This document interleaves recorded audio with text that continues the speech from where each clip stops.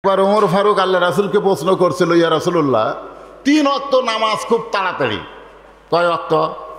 3 ওয়াক্ত নামাজ, এই আসর মাগরিব এশা, খালি তাড়াতাড়ি, এক নামাজ শেষ না হতে আর এক নামাজ। কিন্তু এশা থেকে ফজর, ফজর থেকে জোহর, এই 2 ওয়াক্ত লম্বা কেন?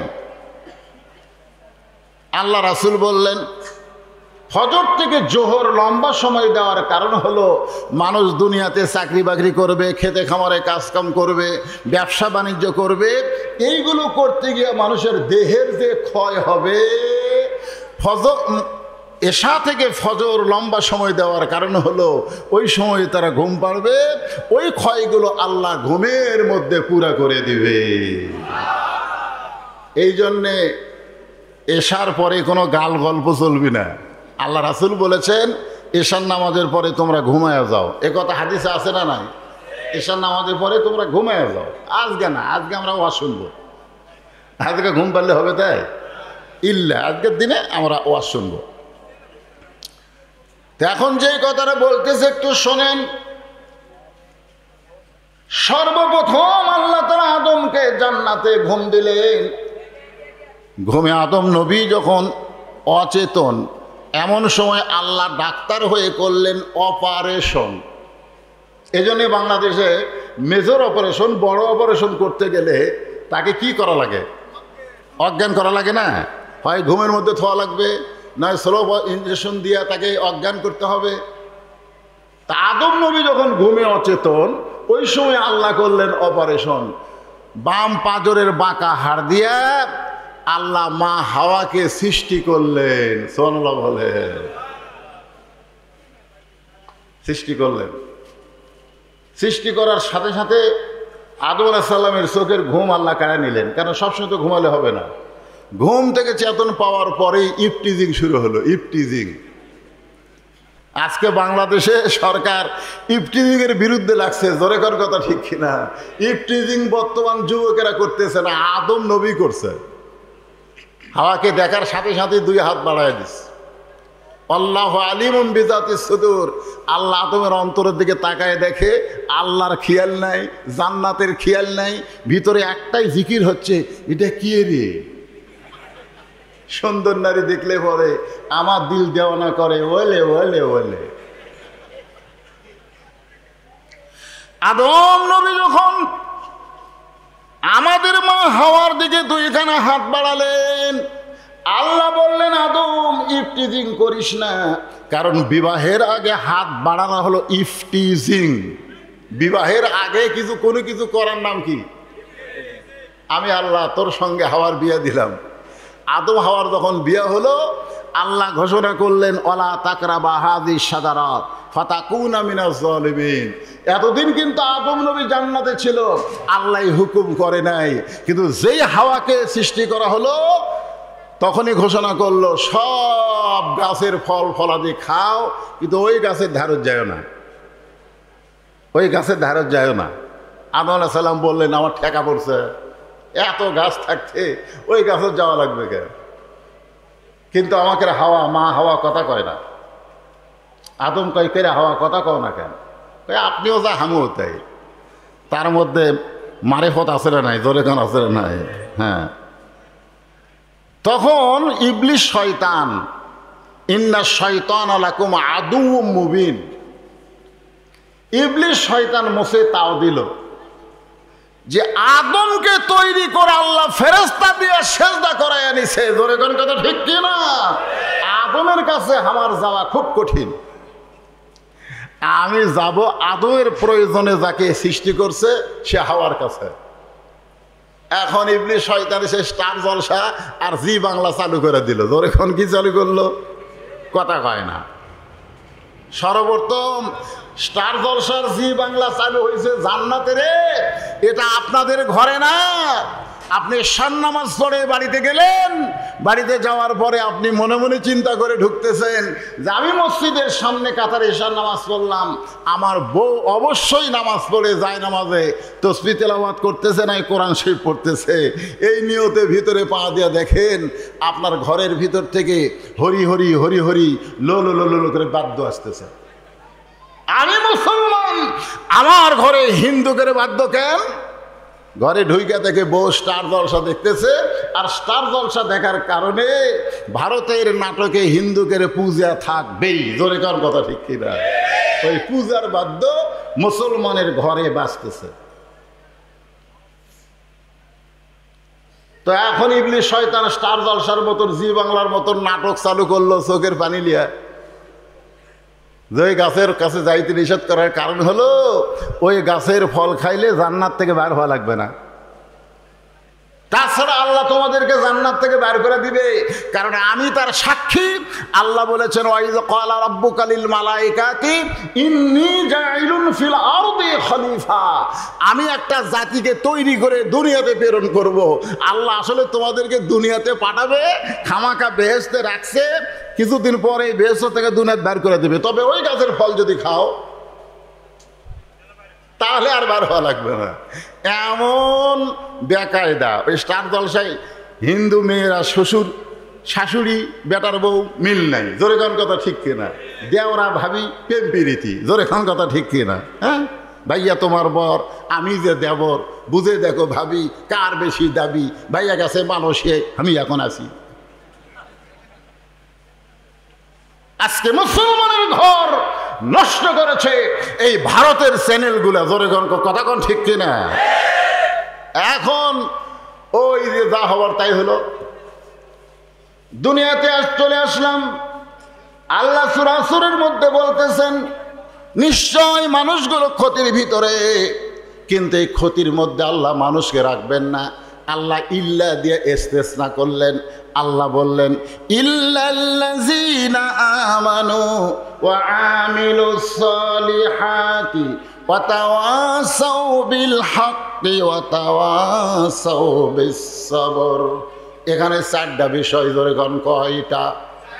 এই বাবাজিরা খুব মনোযোগ দিয়ে শোনা লাগবে। কয় বিষয়? ইল্লা দিয়ে ইস্তেসনা করে আল্লাহ চারটা সাবজেক্ট আমাদেরকে বললেন, চারটা বিষয় বললেন। এই চারটা কাজ যার মধ্যে থাকবে সে ক্ষতির মধ্যে পড়বে না, বরং দুনিয়াতেই তার কষ্ট হবে। দুনিয়া থেকে বিদায় নেওয়ার সঙ্গে সঙ্গে আল্লাহ তাকে সব জান্নাতের মালিক বানায় দেবে। এখন বলেন, এই চারটা বিষয় আমাদের জানার দরকার আছে না নাই? এই পাগড়িওয়ালা হুজুর, এটা কে রে মাঝখানে রে?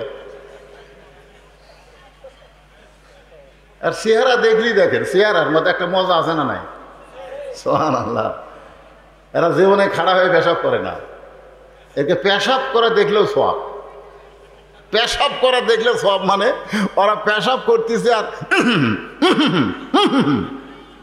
করে কাশিস করে নিংড়াচ্ছি হুজুর।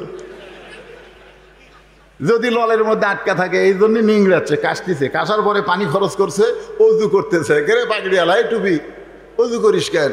হুজুর আপনি জানেন না আমরা আল্লাহর কোরআন পড়ি। এই কোরআন শরীফ ধরতে গেলে ওযু ছাড়া, পবিত্র হওয়া ছাড়া ধরা যাবে না। এই ঘোষণা করেছেন আল্লাহ, লা ইয়ামাসসুহু ইল্লাল মুতাহহারুন। স্পর্শই করতে পারবা না যতক্ষণ তুমি পবিত্র না হবা। ধরে কার কথা ঠিক কিনা? বাংলাদেশের এখনো যে যুবকেরা কোরআন শরীফ স্পর্শ করেনি, এরা পবিত্র হতে পারেনি। মানুষকে পবিত্র করতে পারে আল্লাহর এই কোরআন। যার কারণে আল্লাহ বলেছেন, অনুনাজ্জিলু মিনাল কুরআনি মা হুয়া শিফাউ ওয়া রাহমাতুল লিল মুমিনিন।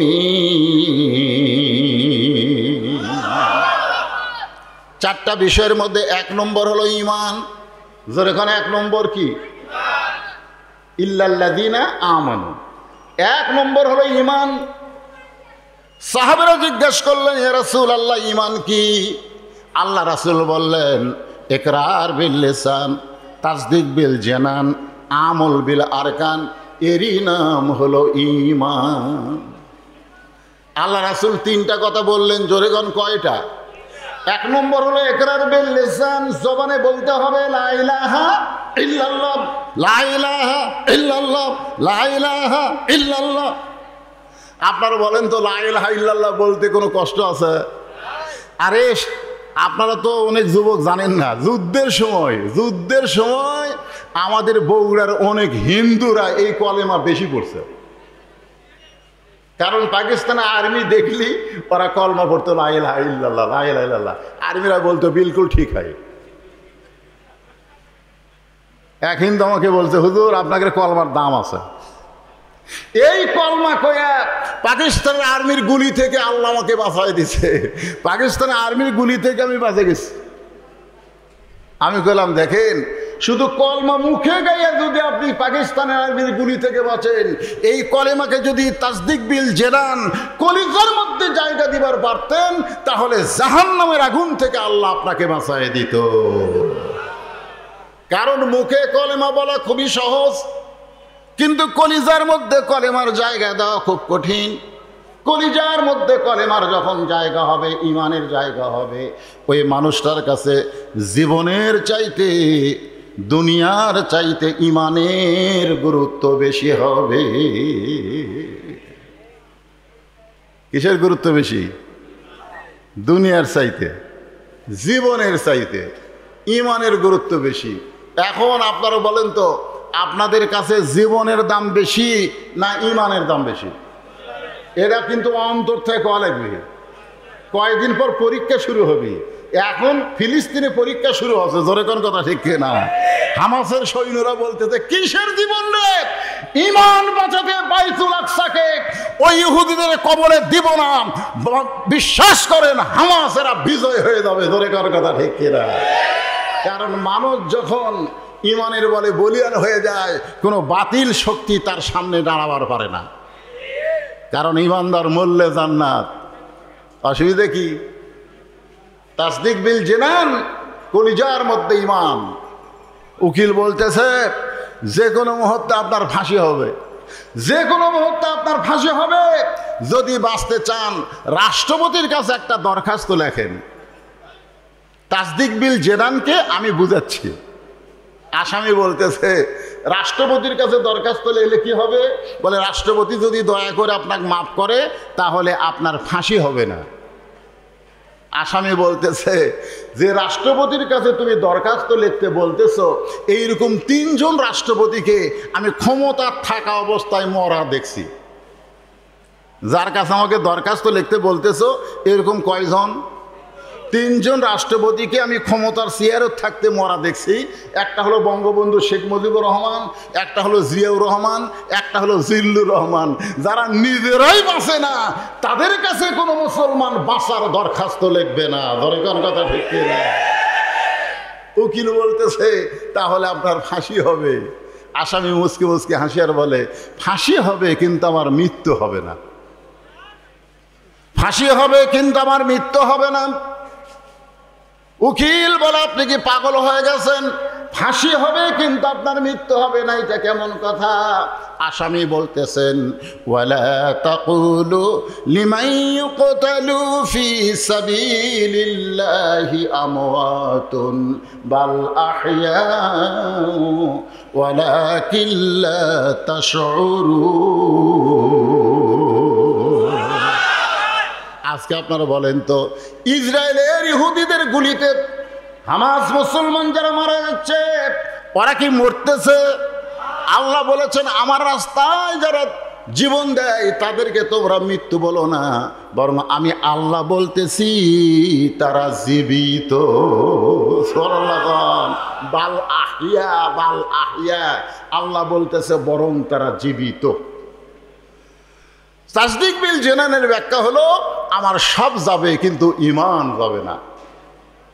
বাড়ি ঘর সহায় সম্পত্তি, এমনকি আমার জীবন যাবে কিন্তু আমার ইমান যাবে না। আপনাদের কাছে জীবনের দাম বেশি না ইমানের দাম বেশি? ইমানের প্রয়োজনে যদি জীবন দিতে হয়, কারা কারা আল্লাহ রাহে জীবন দিবেন? 2 হাত তুলে আবার আল্লাহকে দেখা। লিল্লাহে তাকবীর। হাত নামান। নলনাঙ্গার মাহফিল সার্থক তখনই হবে। এরকম মাদ্রাসা করলে, মসজিদ করলে মুসলমানের কোনো সার্থকতা নাই। কারণ মসজিদে সুদারু ঘুষারু আর হালালু একসঙ্গে জামাত করে। জোরে কোন কথা ঠিক কথা কন না কেন? হ্যাঁ, মাদ্রাসায় কোরআন পড়ে, কিন্তু কোরআন কি বলে এই জিনিসটা তারা জানলেও বলতে পারতেছে না।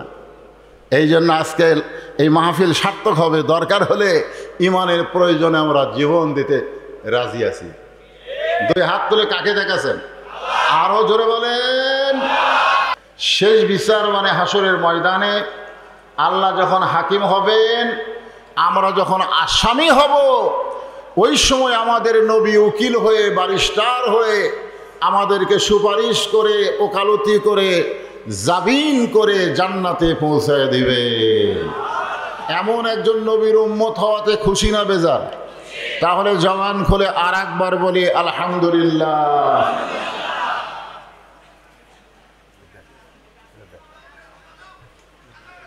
জি, খুলে লাগবে। আবার কথাবার্তা কেন? এই ক্যামেরাওয়ালা আর ওঠো কেন? একবার বসে দাও। হ্যাঁ, আপনারা যে কোরআন থেকে তাফসির শুনবেন, যে কোরআনের আলোচনা আপনারা শুনবেন, এই কোরআনের মধ্যে কোনো সন্দেহ আছে? এই কোরআনের মধ্যে কোনো ধোঁকা আছে? এই কোরআনের মধ্যে কোনো গোজামিল আছে? তিনবার বললেন নাই। এখানে অসংখ্য ফেরেশতা আল্লাহকে বলবে, আল্লাহ তোমার বান্দারা বলল কোরআনে সন্দেহ নাই, ধোঁকা নাই, গোজামিল নাই। যারা তিনবার নাই নাই কইল তাদের রেজাল্ট কি? আল্লাহ বললেন তাদের রেজাল্ট হলো তাদের জীবন থেকে আমি আল্লাহ জাহান্নামকেও নাই করে দিলাম। যারা কোরআনকে বিশ্বাস করেন, এই কোরআনে কোনো সন্দেহ নাই, যালিকাল কিতাবুল লা রাইবা ফীহি হুদাল্লিল মুত্তাকিন। খুব খেয়াল করবেন, হুদাল্লিল মুত্তাকিন বলার পেছনে কারণ আছে। কারণ সর্বপ্রথম ভালো শ্রোতার নাম হলো আবু জেহেল, যিনি সর্বপ্রথম চুপি চুপি রাসূলের কোরআন পড়া শুনতেন। তার নাম কি? ব্যাখিয়াল হয়ে না খেয়াল করে? আপনারা কি মনে করতেছেন, ব্যাখিয়াল না খেয়াল? হইচই করে না চুপ থেকে? দেখেন আবু জেহেল কত ভদ্র কোরআন শোনার ব্যাপারে, চুপি চুপি কোরআন শুনতেন। সকালবেলায় সে মিটিংয়ের মধ্যে বলতেন, এত সুন্দর কোরআনের বাণী, রাতটা কোন দিক দিয়ে গেল আমি বুঝবারই পারিনি। সুবহানাল্লাহ কবেন না? কি বলছে? এত সুন্দর কোরআনের বাণী যে রাতটা কোন দিক দিয়ে গেছে আমি বুঝবারই পারিনি। সারা রাত দাঁড়িয়ে দাঁড়িয়ে কোরআন শুনেছে এবং কোরআনের পক্ষে রেজাল্ট দিল যে রাতটা কোন দিক দিয়ে গেল আমি বুঝবারই পারিনি। তো দরবারের মধ্যে একজন ছিল, নাম হলো আবু সুফিয়ান। ধরে বলেন নাম কি? আবু সুফিয়ান বলতেছে, নেতা, যেই কোরআন শুনতে রাত কোন দিক দিয়ে গেল বোঝাই যায়নি, সেই কোরআন গ্রহণ করলে অসুবিধা কি? আল্লাহ বলেছেন সামিনা, শুনতে হবে, শুধু শুনলে হবে না, তাআনা, এটাকে গ্রহণ করতে হবে। জোরে কোন ঠিক কিনা? আবু জেহেল বলতেছে, কোরআনকে গ্রহণ করলে অসুবিধা কি? যদি শুনবার চাস তাহলে তোর কানটা আমার মুখের কাছে দে। এটা জোরে বলা যাবে না, কারণ পরিবেশ ভালো না। জোরে কোন কি ভালো না? পরিবেশ ভালো না। তো ভালো পরিবেশ যখন না থাকে তখন অনেক কথাই কিন্তু জোর গলায় বলা যায় না। জোরে কোন কথা ঠিক কিনা? হ্যাঁ। তা আবু জেহেল আবু সুফিয়ানের কানে কানে বলতেছে, এই কোরআনকে যদি গ্রহণ করা হয় তাহলে আমার মতন ভুয়া নেতা আর চলবে না, আসল নেতা হবে আব্দুল্লাহ এতিম পোলা। আজও বাংলাদেশে এই কোরআনের বিপক্ষে কথা কারা বলে? যারা ভুয়া নেতৃত্ব চালাবার চায়, কোরআনের বিজয় যারা বাংলার জমিনে দেখতে চায় না। জোরে কোন কথা ঠিক কিনা? আজকে আমরা কোরআন থেকে সূরা আসরের তাফসীর শুনবো, শুধু শুনবো না, এইটাকে আমরা গ্রহণ করার নিয়তে শুনবো। রাজি আছেন? মাশাআল্লাহ। আল্লাহ তাআলা সময়ের শপথ করলেন। সময়, কারণ সময় অত্যন্ত গুরুত্বপূর্ণ বিষয়। এই যে সময়, এটা কিন্তু একটা সময়, সময় না? কি কন? কিছুক্ষণ আগে কি সময় বৃষ্টি হলো, এখন বৃষ্টি নাই। আমরা একটা সময় নিয়ে কোরআনের মাহফিলে বসেছি, বদল শীতকে রাত 10:30টার সময় টেজে দেওয়া হলো। সময়ের একটা গুরুত্ব আছে না? জোরে কোন আছে না? এই সময়ের কসম করছেন আল্লাহ। কারণ সময় অত্যন্ত গুরুত্বপূর্ণ। এটা আজকে যুবকেরা বুঝবার না পারলেও আমাদের মতন যারা আমরা বুঝতেছি সময়ের কি দাম। এজন্য আব্দুল আলিম একটা গান গাইছে, মিশে মায়ে বন্দি থাইকা করলাম কত খেলা, পশ্চিমে তাকায়া দেখো তোমার ডুইবা গেছে বেলা, এক পলকের নাই ভরসা, মিশে সকল আশা, কখন বুঝি দারুণ ঝড়ে ভাঙবে তোমার বাসা। এ বাসা মানে তিনটা দেহ, জোরে কর নাম কি? যে কোনো মুহূর্তে যে কোনো সময় আমাদের শেষ। এজন্য সময়ের কসম করলেন ওয়াল আসর, আসর মানে সময়, সময়ের কসম করলেন কারণ সময় খুবই খারাপ। যে সময় আল্লাহ সূরা আসর নাজিল করছেন ওই সময় খুব খারাপ ছিল। বর্তমান বাংলাদেশের সময় কেমন চলতেছে? ভালো। ছোট বাচ্চা কান্না থামে না, দোয়া পড়ে দিলাম মাথায় ফু, আরো জোরে কান্দে। এক গ্লাস পানিতে সূরা ফাতিহা ফালাক নাস পড়ে ফুঁক দিলাম, পানি পান করা, কান্না থামবে? থামে না। মা রাগ করে বলতেছে, হুজুর বর্তমান সময়ে দোয়া দুরুদের আর দাম নেই, বর্তমান সময়ে দোয়া দুরুদ শেষ। এক আধ মাস পরে বললাম, মা তোমার সন্তান কি আগের মতোই কান্দে? বলে, না হুজুর, ওর বাবা একটা মোবাইল কিনে দিছে, যখনই কান্দে তখনই চালু করে দেয়, কান্না থেমে যায়। বর্তমান সময়ে দোয়া দরুদ দিয়ে বাচ্চার কান্না থামে না, মোবাইল চালু করে কান্না থামাতে হয়। জোরে কোন কথা ঠিক কিনা? যে সময়ে বাচ্চারা মোবাইল দেখে আর খায়, বাচ্চারা খাবার চায় না, মোবাইল চালু করে দিলে তারপরে খায়। ওই খেলার দিকে ব্যস্ত হয়ে যায়, এদিকে ওর মা মুখর দেয়, পক পক করে খায়। ধরে কোন কথা ঠিক কিনা? আপনারা বলেন সময় খুব ভালো। যে সময় যুবকেরা 4G মোবাইল পাইয়া এমনভাবে ফ্রি ফায়ার পাবজি নিয়ে ব্যস্ত হয়ে গেছে, সেই সময় স্বয়ং জিবরাইল এসেও যদি ওয়াজ করে, যুবকদেরকে ভালো করা যাবে না, আমার মতন বক্তার ওয়াজ দেখেছি হবে না, এই সোনার যুবক নষ্ট হয়ে গেল। এই সময়ে যেন ছেলেগুলো আবার ভালো হয়, সে আলোচনা কোরআনের মাহফিলে করার দরকার আছে না নাই? দরকার আছে না নাই? আমি বুড়াগুলোর চিন্তা করি না, কারণ মানুষ যখন বুড়া হয়ে যায় তখন তার চাকরি পেনশন পায়। জোরে কোন কথা ঠিক কিনা? তুমি যতই ডিগ্রিধারী হও তোমার আর চাকরি নাই, কারণ তোমার চোখের পাওয়ার কমে গেছে, তোমার কানের পাওয়ার কমে গেছে, তোমার মাথার বল কমে গেছে, তোমার এখন চাকরি শেষ। এখন সেই বুড়া বয়সে যায় যদি চাকরি করো আর চাই, আপনারা বলেন চাকরি হবে? এই জন্যে হাসরের ময়দান আল্লাহ বলবেন, তোমার শৈশবকাল বুড়াকালের হিসাব আমি আল্লাহ চাই না, শুধু যৌবনকালের হিসাব দিয়া জান্নাতে যাও।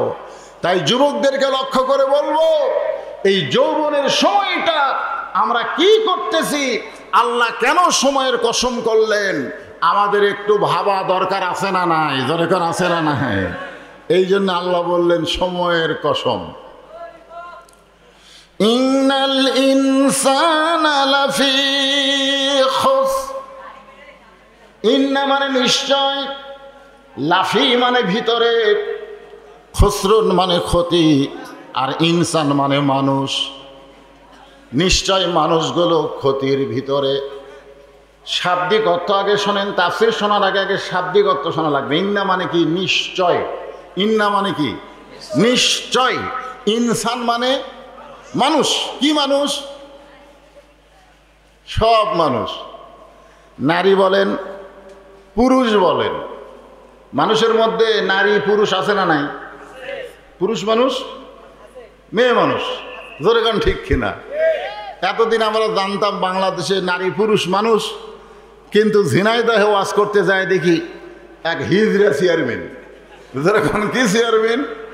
হিজড়া চেয়ারম্যান। আমি তখন বুঝলাম যে খালি নারী পুরুষ মানুষ না, হিজড়ারাও মানুষ। জোরে কোন কথা ঠিক কিনা? তো সমস্ত মানুষকে লক্ষ্য করে আল্লাহ বলতেছেন, ইন্নাল ইনসানা, নিশ্চয় মানুষ, লাফি মানে ভিতরে, খুসরুন মানে ক্ষতি, নিশ্চয় মানুষগুলো ক্ষতির ভিতরে। অথচ আল্লাহ তাআলা মানুষকে সর্ব উত্তম আকৃতি দিয়া সৃষ্টি করেছে। জোরে কোন ঠিক কিনা? আল্লাহ কোরআনে বলেছেন, 4 বার শপথ করছেন। কয়বার? তিন, তিনের শপথ। জাইতুন, জাইতুনের শপথ। অতুরি সিনিন, তুর পাহাড়ের শপথ।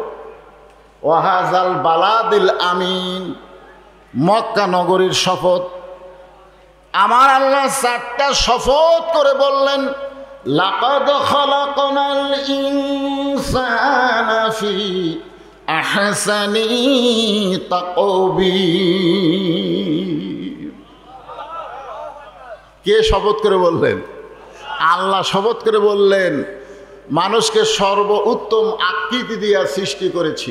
এই যে চেহারাটা মানুষের সবচেয়ে সুন্দর, বলেছেন কে? অথচ বাংলাদেশের এক গায়ক বললেন, কুত্তার বাচ্চা ফুটফুটা সুন্দর। আচ্ছা, সুন্দর কি কুত্তার বাচ্চারা মানুষ? কথা কর না কেন? আমি চিন্তা করলাম, এই কি মানুষের জন্ম নাকি? এই মানুষের বাচ্চা ফুটফুটা সুন্দর না বলে ও বলতেছে কুকুরের বাচ্চা ফুটফুটা সুন্দর। আমি গানের প্রথম লাইন শোনার সঙ্গে সঙ্গে আমার খুব রাগ ধরে গেল যে কুকুরের বাচ্চা ফুটফুটা সুন্দর কেমনে হয়। এরপরে যখন বলতেছে ডাল চোর, গম চোর,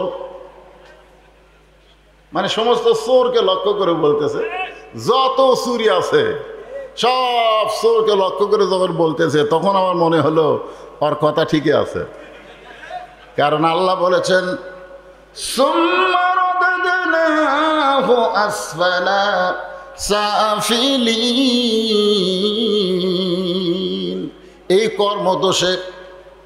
কর্মদোষে মানুষেরা কুকুরের চাইতে, শুকুরের চাইতেও, পশুর চাইতেও জঘন্য হয়ে যাবে।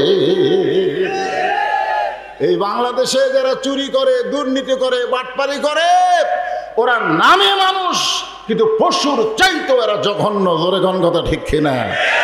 এ কথা কি আমার না আল্লাহ? অথচ আমরা গান শুনছি, আদর করে মানুষ আল্লাহ বানায়া কেমনে দিবেন ক্ষতির মধ্যে ফেলিয়া। আমাদেরকে এত আদর করে আল্লাহ তৈরি করেছেন। বিশেষ করে আমাদের বাবা আদম আলাইহিস সালামকে আল্লাহ তাআলা নিজের হাতে তৈরি করছে। তোরে কোন সুবহানাল্লাহ।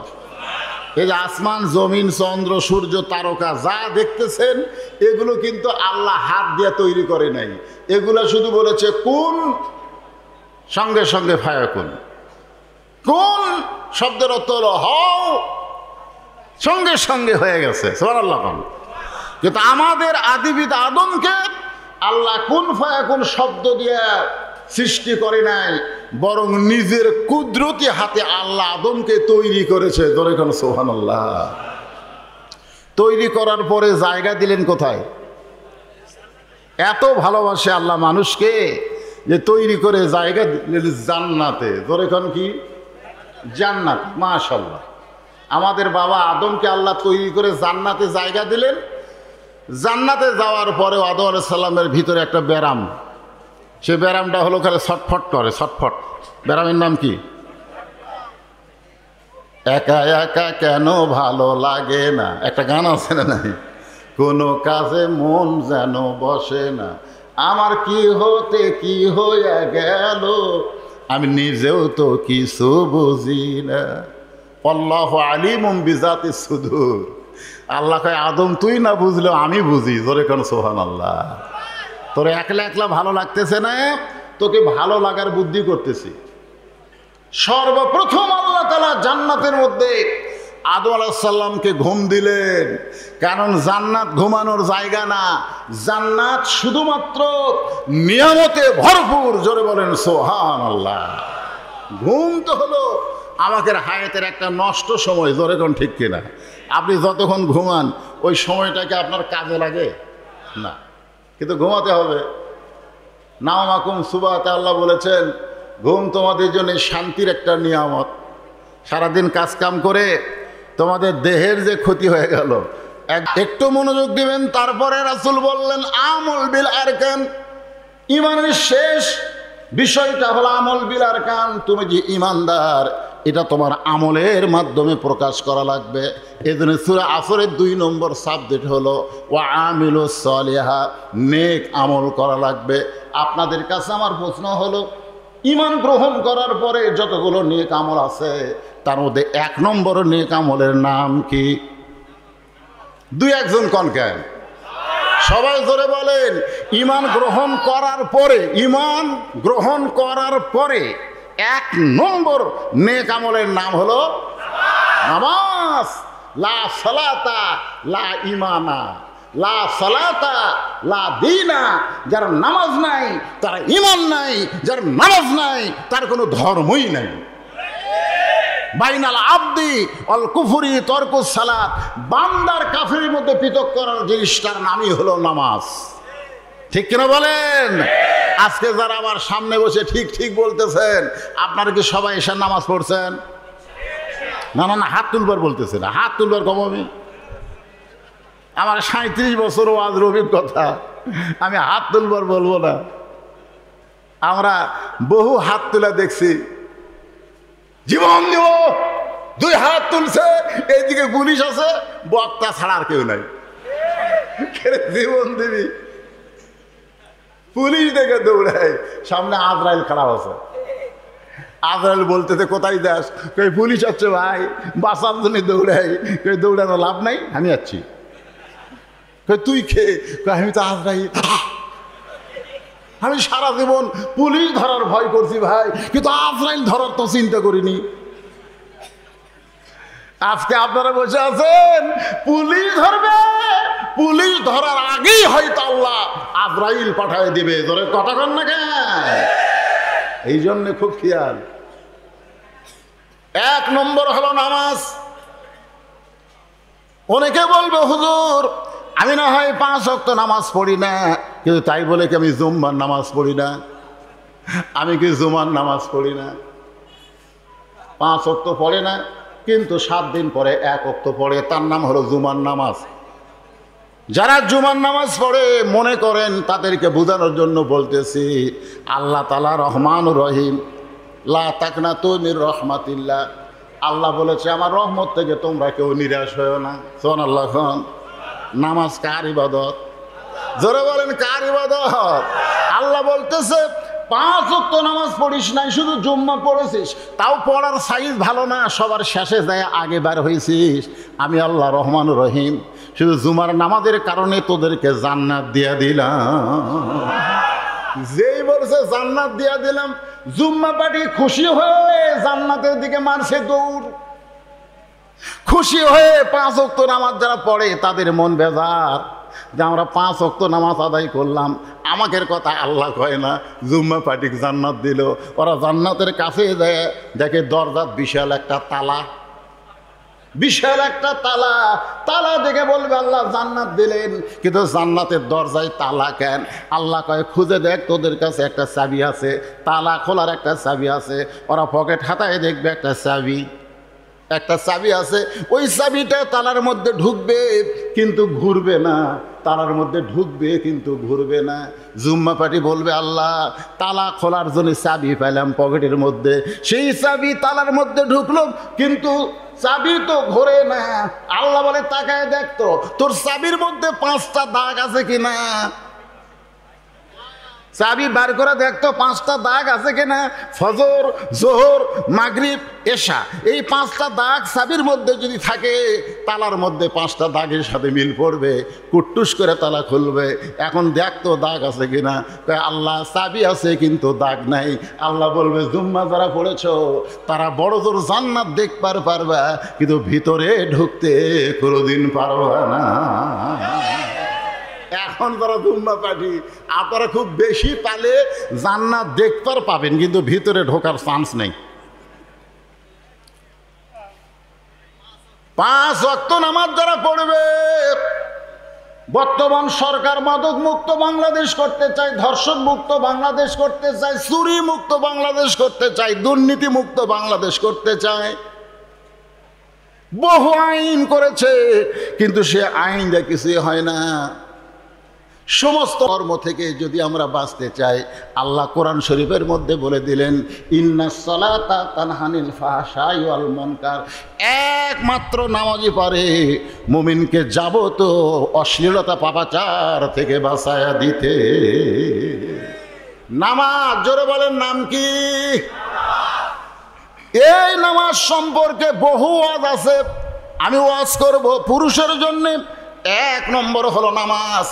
আর পর্দার অন্তরালে বসে যারা ওয়াজ শুনতেছে, আমার মা বোনেরা, তাদের জন্য 1 নম্বর কিন্তু নামাজ না, মা বোনদের জন্য 1 নম্বর হলো পর্দা। জোরে কর নাম কি? কথা কয় না কেরে? ওঠা বসা করেন কেন? 2-1 জন ওঠা বসা করেন কেন? কি বৃষ্টি বৃষ্টি আছে? ও প্রকৃতি, আসলেই তাই। পেশাব, এই আর একজন মুরব্বী উঠছে।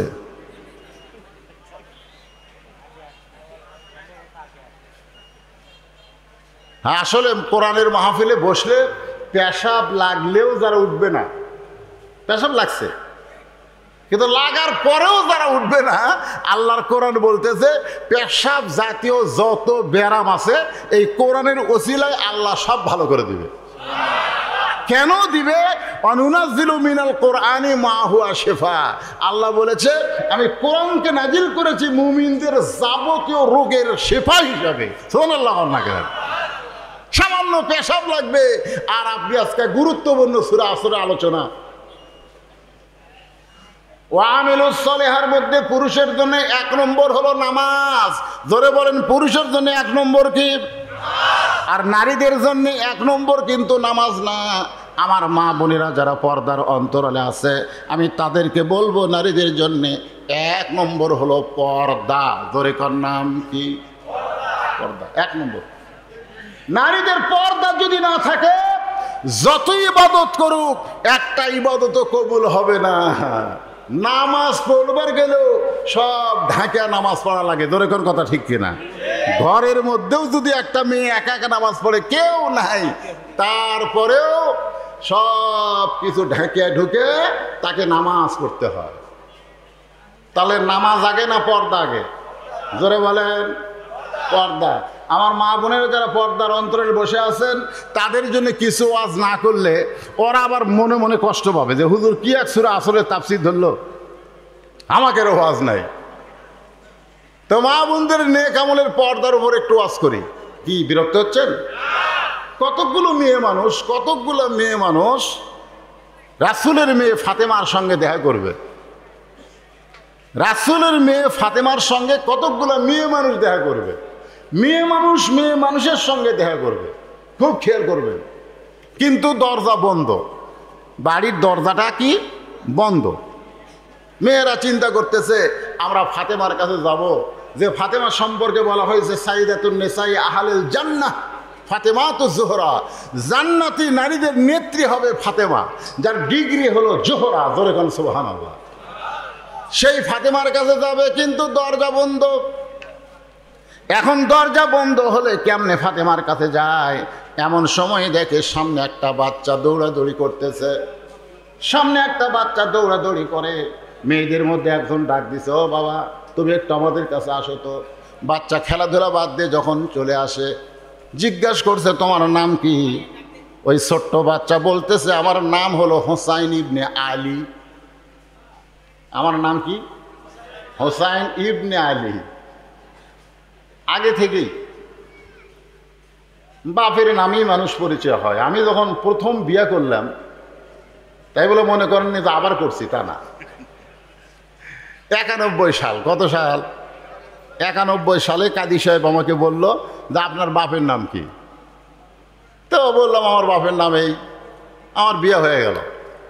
বাড়িতে আসার পরে মা জিজ্ঞাসা করলো, কে বাবা বিয়ে পড়ানোর সময় কি হলো? আমি বললাম খালি বাপের নাম শুনলো, কাগজে লিখলো। তো মা বলতেছে আমার নাম কয়নি। আমি তো না মা আপনার নাম শোনেনি। মা ঘরের মধ্যে দেয় সেই কান্দন। আমি মাকে বললাম আপনি কান্দেন কেন? এই তোর বাপ তোর জন্য কি করছে? এই তোর জন্য তোর বাপ কি করছে? যা করছে আমি। বাবা আনন্দে মাতিয়ে সাগরে ভাসাইয়া সেই যে চইলা যায় ফিরে আসে না, মাজন ধরিয়া উদরে কতই কষ্ট করে, 10 মাস পরে পায় প্রসবের বেদনা, এমন দরদি ভাবে কেউ হবে না তোমার মা। আর আমার নাম তোর বিয়ে দেয়নি? না মা, খালি আব্বার নাম। কিন্তু ভাই 2014 সালে আমার জামাই যখন আমার মেয়ে বিয়ে করতেছে, তখন কাজী সাহেব বলতেছে আপনার বাপের নাম কি, আপনার মায়ের নাম কি? আমি চিন্তা করলাম যে 91 সালে খালি বাপ দিয়ে বিয়ে হলো, আর 14 সালে বাপও লাগলো মাও লাগলো, ব্যাপার কি? কারণ আগেকার সরকার তারা বাপের গুরুত্ব দিছে, মায়ের গুরুত্ব দেয়নি। আর বর্তমান সরকার মা আর বাপ দুটারই গুরুত্ব দিছে। জোরে কোন কথা ঠিক কিনা? এখন বলেন সরকার কামটা ভালো করছে না খারাপ করছে? 360টা মসজিদ বানাছে, মডেল মসজিদ। যখন রাস্তার কাছে দেখা যায় হাইরে রে কি বানাছে রে, জোরে কোন কথা ঠিক কিনা? কয়জন? 560টা মসজিদ বানাছে। পৃথিবীর কোনো রাষ্ট্রপতি কোনো প্রধানমন্ত্রী এতগুলো মসজিদ বানায়নি, যেটা বানাছে আমাদের বাংলাদেশের প্রধানমন্ত্রী। কামটা ভালো না খারাপ? কথা কর না কেন? ভালো যেগুলো করছে সেগুলো ভালো বলা লাগবে। দু একটা খারাপের কথা বললেই এখন সাইড থেকে বলবি হুজুর যতই কোকরে ওই দলে।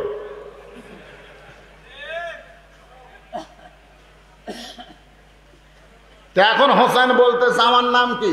হোসাইন ইবনে কি আলী। ধরে কোন হোসাইন ইবনে। মেয়েরা বিশ্বাস করেছে এইটাই হলো ফাতেমার সন্তান, কারণ ফাতেমা হলো আলীর বউ আর ছেলেটা হলো আলীর সন্তান। বলতেছে বাবা আমরা তোমার মায়ের সঙ্গে দেখা করব, তুমি যদি তোমার মায়ের সঙ্গে দেখা করার একটু ব্যবস্থা করতে পারো। ছোট্ট হোসাইন বলতেছে আপনাদের কোনো টেনশন নাই, আপনারা একটু ধৈর্য ধরেন।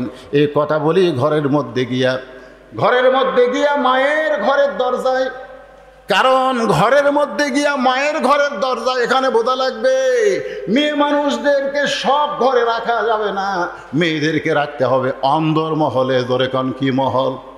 কথা কন কি মহল? ছাত্ররা ইমাম গাজ্জালিকে বলল অন্দরমহল মানে কি? ইমাম গাজ্জালি বললেন অন্দরমহল মানে কবর। সমস্ত ছাত্র বলে হুজুর অন্দরমহল মানে কবর, আপনি কি বুঝাবার চান? ইমাম গাজ্জালি বললেন একজন মেয়ে মানুষ মারা গেলে যে কয়জন পুরুষ মানুষ তার লাশটা ধরে কবরে নামাবার পারবে, কেবলমাত্র তারাই অন্দরমহলে ঢুকতে পারবে। পাইকারি হারে সব পুরুষ অন্দরমহলে ঢুকতে পারবে না। আপনারা কি আমার কথা বুঝতে পারলেন? কি বুঝলেন? একটা মেয়ে মানুষ মরে গেলে এখন শালি যদি মরে আর দুলাই ভাই যদি কয় আমার আদরের শালি মারা গেছে, আমি লাশটা ধরে একটু কবরে নামাবো, আপনারা কি করবেন? এই কথা কর না কেন? আপনারা ফতুয়া জানেন না? সমস্ত লোক একই কথা বলবো যে শালির লাশ দুলাই ভাই স্পর্শ করা হারাম। শালির লাশ দুলা ভাই স্পর্শ করা হারাম। দুলা ভাই সাইডেতে মুসকে মুসকে হাসে। কে রে হাসিস কেন? R15 হোন্ডা কিনছে রে। আমি বসে থাকতাম দোপার মধ্যে আর আমার শালি বসতো উপরে উঁচের, হাইড্রোলিক ব্রেক ধরলে শালি আমাকে চাপা ধরছে। 500 টাকা নেওয়ার জন্য শালি আমার হাত এমনভাবে চাপা ধরছে, দুলা ভাই টাকা না দিলে হাত ছাড়বো না। জেতা থাকতে যে শালিকে লাড়াফাড়া করলাম, আর মরার পরে হাত দেওয়াই চলবি না। তখন সবাই বলতেছে এই দেশের নাম হলো বাংলাদেশ, এই দেশে জীবিত অবস্থায় মেয়েরা পর্দা না করলেও মরার পরে করে। তোর কোন কথা ঠিক কিনা? এই দেশের নাম কি? জীবিত অবস্থায় পর্দা না করলেও মরার পরে করে। এখন হোসাইন মা যে ঘরে অন্দরমহলে সেই ঘরের দরজায় ঘর টপকায়া, মায়ের ঘরের দরজায় যে ঘরটা টপকায়া গেছে ওই ঘরের মধ্যে হজরত আলী আল্লাহর কোরআন তেলাওয়াত করতেছে। ইন্নামাল মুমিনুনা আল্লাযীনা ইযা যুকিরাল্লাহু ওয়াজিলাত কুলুবুহুম ওয়া ইযা তুলিয়াত আলাইহিম আয়াতুহু যাদাতুহুম ঈমানাও ওয়া আলা রাব্বিহিম ইয়াতাওয়াক্কালুন। আপনারা বলেন তো সবচাইতে দামি জিকিরের নাম কি? এই সবচাইতে দামি জিকিরের নাম কি? আফজালুল জিকির তেলাওয়াতুল কোরআন। সবচাইতে দামি ইবাদত হযরত আলী করতেছে। কিন্তু এমন সময় হোসাইন যখন মায়ের ঘরের দরজায় কোরআন তেলাওয়াত বাদ দিয়ে বলতেছে, এই হোসাইন থাম থাম, বেড়ায় খেলাধুলা করতেছিলি, ঘরের মধ্যে দৌড়ে সেই মায়ের ঘরের দরজা থাম। তার মানে বোঝা গেল আপনি যত বড় ইবাদতকারী হন না কেন, আপনার ছেলে মেয়েরা কি করতেছে আপনাকে খেয়াল করার দরকার আছে না নাই? জোরে কোন আছে না? হযরত আলী কি পড়তেছে? কোরআন পড়তে পড়তে বেটারে থামায় দিছে। তার মানে আপনারা বুঝে নেবেন, আপনি যতই নামাজি হন, আপনি যতই হাজি হন, আপনার ছেলে কি করতেছে, আপনার মেয়ে কি করতেছে, এইটা বাবা হিসাবে, অভিভাবক হিসাবে আপনার দেখার দরকার আছে না নাই? জোরে কোন আছে না নাই? দেখেন তো আপনার ছেলে কি করতেছে। সরকার বলেছে 22 বছরের আগে ছেলেদের বিয়ে করা যাবে না, আমি 19 বছর থেকে প্রেম করতেছি। জোরে কোন কথা ঠিক কিনা? বাল্য বিয়ে হারাম, বাল্য প্রেম কি? এই আপনার মেয়ে 18 বছর আগে বিয়ে দেওয়া যাবে না। ওই 17 বছরে কি করতেছে আপনি বাবা হিসাবে খেয়াল করবেন না? আপনার মেয়ে কি হলো? পরিমণি হলো না কি হলো? কে দেখবে? আপনি নিজে প্রথম দেখবেন। রাসূল নিজের মেয়ের দিকে তাকায় দেখছে। 9 বছরের ফাতেমা হাতের মধ্যে চুরি দিয়ে মুচকি মুচকি হাসতেছে। আল্লাহ রাসূল নিজে দেখেছে মেয়ে হাতে চুরি দিয়ে হাসতেছে। নবী ঘরের মধ্যে ঢোকেন নাই। ফাতেমা চমকে গেল, বাবা ঘরে ভুলকি দিয়েই বার হলো কেন? বার হয়ে দেখে বারান্দায় নবী কাঁদতেছে। ফাতেমা জিজ্ঞাসা করে, বাবা কান্দার কারণ কি? আল্লাহ রাসূল হিকমতের সাথে বললেন যে দুনিয়াতে সাজবে মা, আল্লাহ তার আখিরাতের সাজ কমায় দিবে। বাল তুসিরুনাল হায়াতাদ দুনিয়া ওয়াল আখিরাতু খায়রুম ওয়া আবকা। সঙ্গে সঙ্গে ফাতেমা হাতের চুড়ি খুলে ফেলে দিলেন। 2টা চুড়ি খুলে যখন ফেলে দিছে, নবী দৌড়ে গিয়া 2টা চুড়ি করে জামার পকেটের মধ্যে ঢুকিয়ে দিলেন। ফাতেমা বললেন, বাবা যেই চুরি হাতে দেওয়ার কারণে ঘরে না ঢুকে বারান্দায় কানলেন, সেই চুরি ফেলে দিলাম, আপনি কুড়ে কেন পকেটে ঢুকাইলেন? আল্লাহ রাসূল বলে, ফাতেমা তুই মন খারাপ করেছিস, আমার একটু কাছে আয়। যেই কাছে আইছে রাসূল ফাতেমার কপালে চুম্বন দিয়ে বললেন, ফাতেমা এই চুরি একদিন তোর হাতে আমি পরাই দিব, একদিন নাক ফুল পরাই দিব, একদিন কানের দুল পরাই দিব, একদিন গলায় মালা পরাই দিব।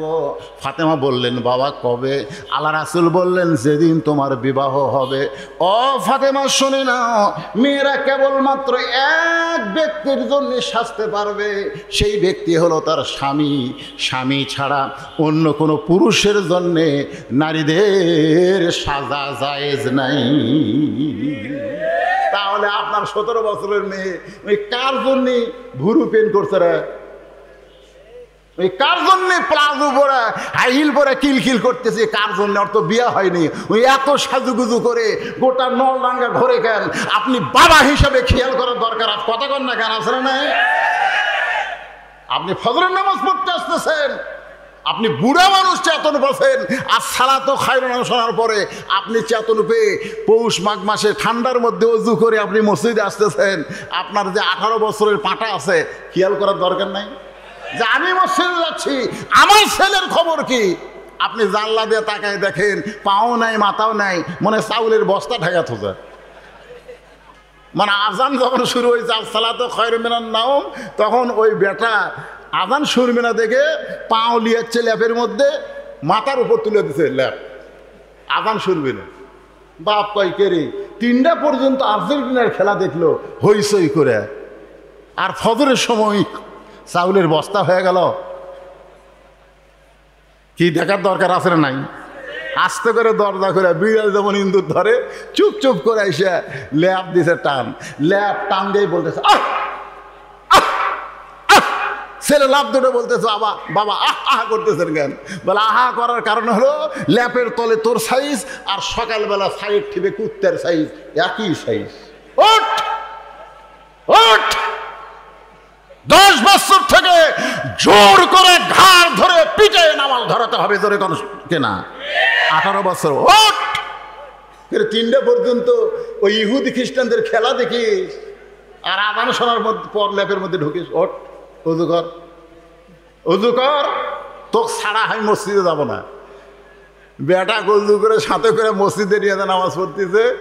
যখন জামাত কাতার সোজা হচ্ছে তখন বেটা বাপ ডাকে কুটি না হ্যাঁ, পায়ের গোড়ালির সঙ্গে গোড়ালি মিল কর, মিল কর। শয়তান ফাঁক তো চলবি না, ফাঁকের মধ্যে শয়তান ঢুকবি।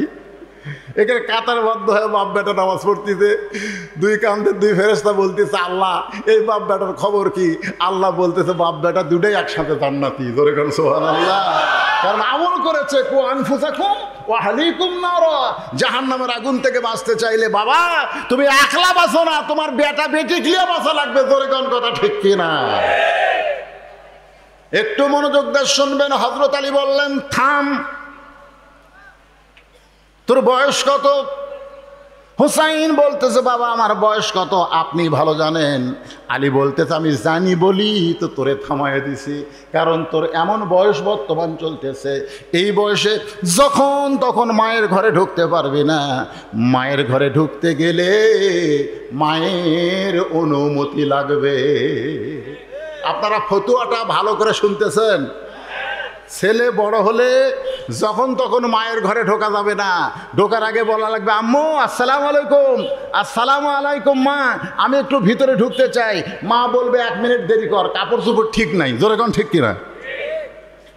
ছেলে বড় হলে মায়ের হুকুম নেওয়া লাগবে, তারপরে ঘরে ঢোকা লাগবে। আবার মেয়ে যখন বড় হবে বাবার হুকুম নেওয়া লাগবে। ইচ্ছা মতো মেয়ের ঘরে ঢোকা যাবে না, বলা লাগবে মা আমি একটু তোর ঘরে ঢুকতে চাই। আমার 3 মেয়ে, আমার তো আল্লাহ ছেলে দেয়নি। আমি 3টে মেয়েকে দোলনা ছোঁয়াইনি, কোরআন আমার সামনে দোলনা ছোঁয়াইনি। আমি 3 মেয়েকে আমার বুকের উপরে ঘুম পাড়াছি। 3 বছর করে আমি বুকের উপর ওদের ঘুম পাড়াইছি। আমি রাত্রেবেলা ওদেরকে বুকে নিয়ে ঘুম পাড়ছি। ওরা যেন বলতে না পারে যে আমার বাপের ছেলে নাই দেখে আমার বাপ মেয়েদেরকে পছন্দ করে না, এ কথা যেন বলবার না পারে। এই জন্য 3 মেয়েকে 3 বছর করে ওদের 3 বছর বয়স পর্যন্ত আমি বুকের উপর নিয়ে ঘুম পাড়ছি। এখন সেই মেয়েরা কোনো কিছু লাগলে আমাকে বলে না, আর মাও কয় মা আমাকে এটা লাগবে, আব্বু কও। তাই কই করে তোর কে টাকা পয়সা লাগবে, সরাসরি আমাকে বললে কি হয়? কই শরম লাগে। আমি কই আমারও শরম লাগে। সুবহানাল্লাহ সুবহানাল্লাহ।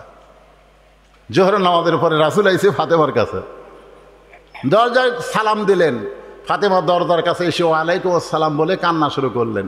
রাসূল বললেন মা তোর চেহারাটা দেখি চলে যাবে, একটু দরজা খোল। ফাতেমা বলতেছে বাবা এমন একটা পোশাক আমার পরনে আছে একমাত্র আমার স্বামী ছাড়া দরজা খোলা যাবে না। এমনকি হাসান হোসেন আসলেও দরজা খুলে দেব না, কারণ যে পোশাক আমার পরনে এই পোশাক পরে বাপের সামনে সন্তানদের সামনে দাঁড়াতে আমার শরম লাগে। মেহেরবানি করে আপনি ফেরত যান।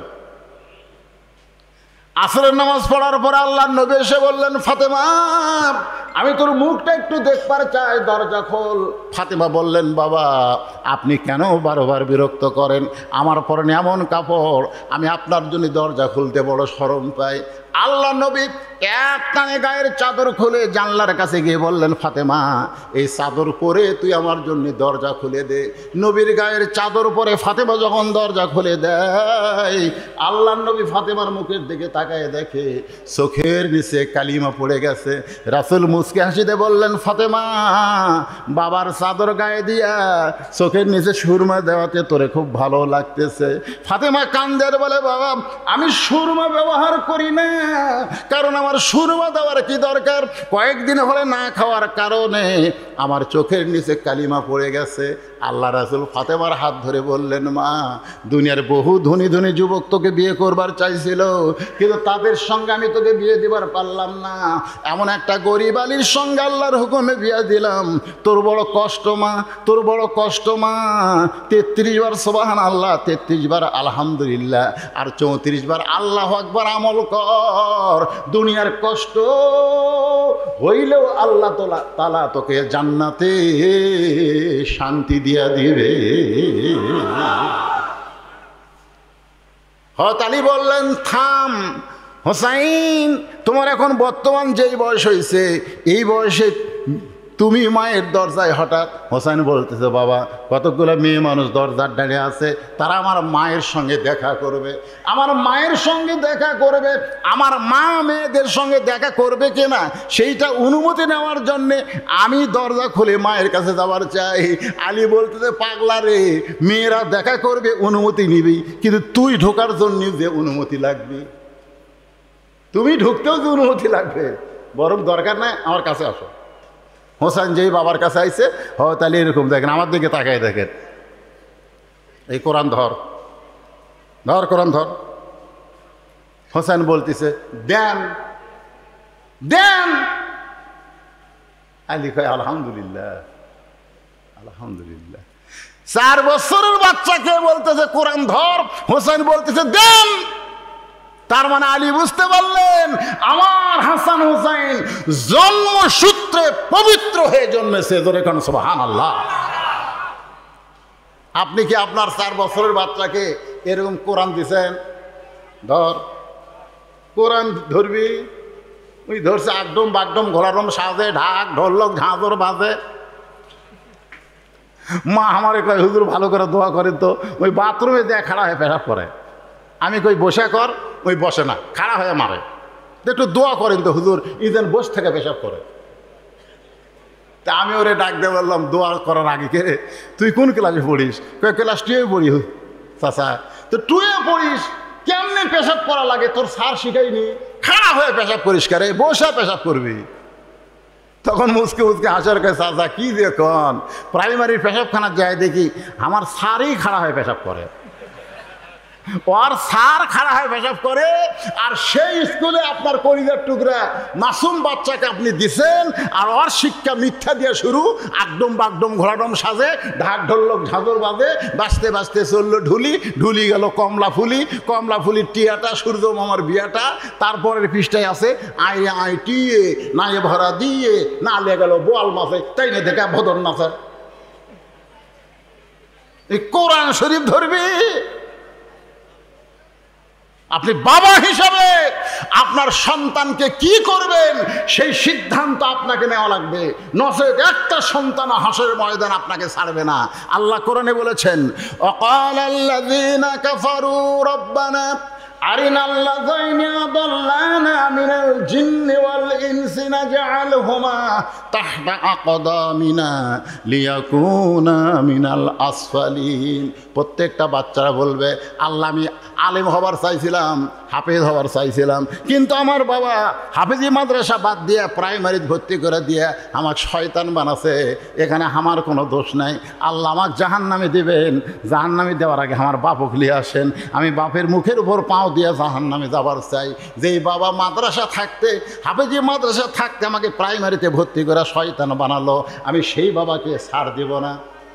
আল্লাহর বান্দারা, আপনি প্রাইমারি কেন, হাই স্কুল কেন, ইঞ্জিনিয়ার কেন, ব্যারিস্টার কেন, সবই পড়েন, কিন্তু আপনার মাসুম বাচ্চাকে, বেগুনা বাচ্চাকে আপনি একদম বাগডম না দিয়া আল্লাহর কোরআন হাতে তুলে দেওয়ার চেষ্টা করে। সুবহানাল্লাহ, 2-1 করলেন কেন? এই ছোট বাচ্চাদের হাতে আল্লাহর কোরআন তুলে দিতে রাজি কারা কারা? 2 হাত তোলে, আল্লাহকে হাত দেখান তো দেখি কারা কারা রাজি। এই 2 হাত তোলেন ভাই, আপনিও তোলেন। লিল্লাহে তাকবীর। এইটা যদি বর্তমান সরকারের কাছে খবর যায় যে বজলুসি সবগুলো মানুষকে কোরআনের মাদ্রাসায় বাচ্চা দেওয়ার জন্য হাত তুলে নিছে, সমস্যা নাই। করোনা যখন শুরু হলো বুঝলেন, তখন তো হাফেজি মাদ্রাসা খোলা, প্রাইমারি বন্ধ, 37 জন প্রাইমারির বাচ্চা আমার মাদ্রাসাত ভর্তি হলো। ওর বাপ করুক, আমি বললাম কে বাবা কি খবর? হুজুর লেখাপড়ার নাই, প্রাইমারি বন্ধ, খালি দুষ্টামি করে, তা আপনার মাদ্রাসাত ভর্তি করে দিলাম। এভাবে কয়দিন হলো? 37 জন। আমি মসজিদে ছাত্র নিয়ে দোয়া করলাম, আল্লাহ আর 10টা বছর করোনা থাক, আল্লাহ আর 10টা বছর করোনা থাকলে সব প্রাইমারিতে ইন্দুর বিলেই ঢুকবি আর মাদ্রাসা বাচ্চা দিয়ে ভরে দেবি। এখন কথা ঠিক না?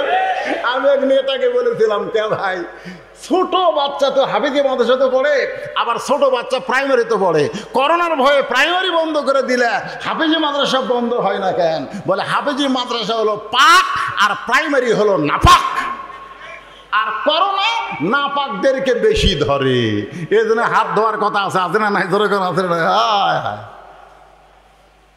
আজকে সেই প্রাইমারির জন্য কোনো টেনশন নেই, কোনো টেনশন নাই।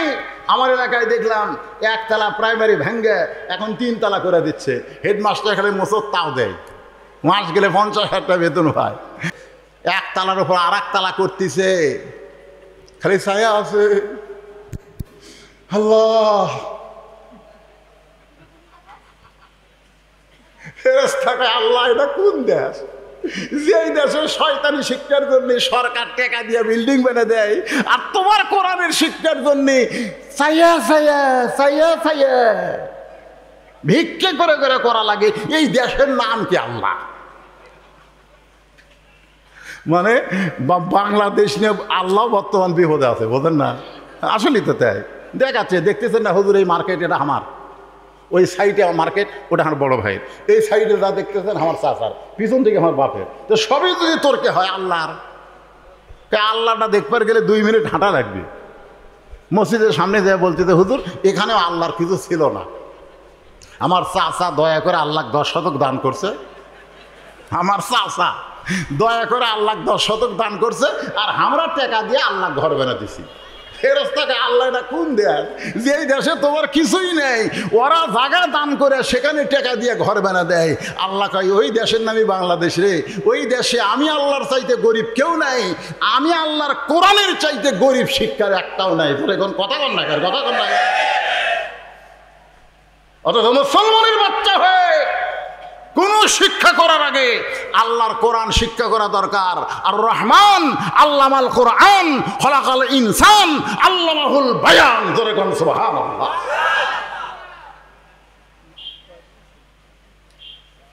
ভাই কিছু আপনাকে সমস্যা আছে? কিছু সমস্যা?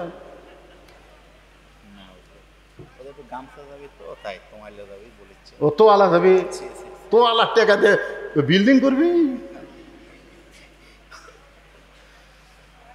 শোনেন, আমি এমন একটা বক্তা, হাতত কোনো ঘড়ি থুই না, যতক্ষণ শ্রোতার আছে আমি ততক্ষণ ওয়াজ করি। আপনারা জানেন না?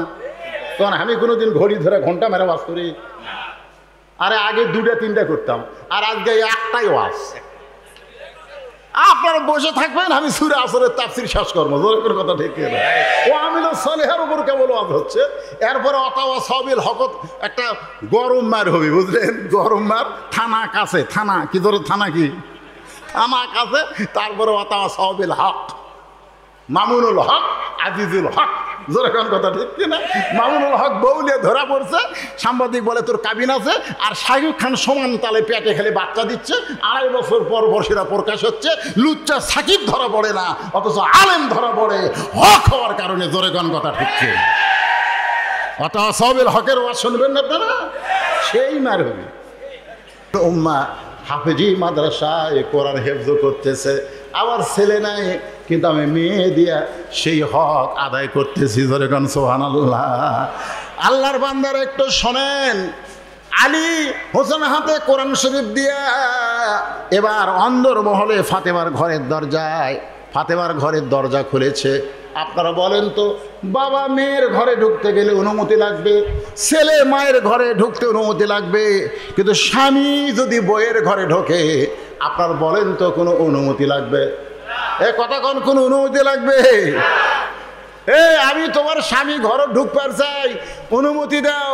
বউ কবি আর কি মারতিছে, তুমি ঘরের মধ্যে ঢুকবে, হুন্না লিবাসুল্লাকুম ওয়া আনতুম লিবাসুল্লাহুন্না। আল্লাহ কোরআনে বলেছেন স্বামী হলো বিবির পোশাক, বিবি হলো স্বামীর পোশাক। দরকার হলে এক কম্বলের তলে দুইজন থাকবে, কোনো সমস্যা আছে? হযরত আলী সালাম দিয়া ঘরের দরজা খুলছে, নিজে যেই মাত্র দরজা খুলেছে, আমার মা বোনের যারা পর্দায় আছেন একটু মনোযোগ দিয়ে শোনেন।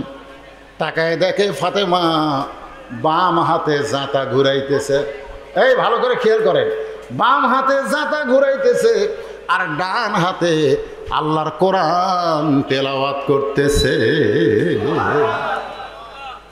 বাম হাতে জাঁতা ঘুরাই আর ডান হাতে আল্লাহর কোরআন তেলাওয়াত করতেছে। এই দৃশ্য দেখার পরে হযরত আলীর চোখ দিয়ে পানি পড়তেছে, মনটা এত খুশি। আল্লাহ, আমার ভাঙ্গা ঘরে খাট নাই, পালং নাই, আমার ভাঙ্গা ঘরে টিভি নাই, ফ্রিজ নাই, কিন্তু আমার ভাঙ্গা ঘরে এমন একটা বউ আছে যেই বউটা আমার ভাঙ্গা ঘর আল্লাহর জান্নাত বানায়া দিছে। বাম হাতে জাঁতা ঘুরাইয়া জব থেকে ঘুম থেকে আটা করতেছে আর ডান হাতে আল্লাহর কোরআন তেলাওয়াত করতেছে। সঙ্গে সঙ্গে হযরত আলী কোরআন থেকে জবান ফসকে, ভিতরে যার যা আছে তাই বাড়াবে না, জবান ফসকে বের হয়ে গেছে। রব্বানা পড়েন, রব্বানা আতিনা ফিদ দুনিয়া হাসানাতাও ওয়া ফিল আখিরাতি হাসানা ওয়া কিনা আযাবান নার। সঙ্গে সঙ্গে ফাতেমা কি করছে? জাঁতা ঘুরানো বন্ধ, কোরআন পড়াও বন্ধ। জাঁতা ঘুরান বন্ধ করেছে, কোরআন পড়াও বন্ধ করেছে। কোরআন পড়াও বন্ধ, জাঁতা ঘুরানো বন্ধ।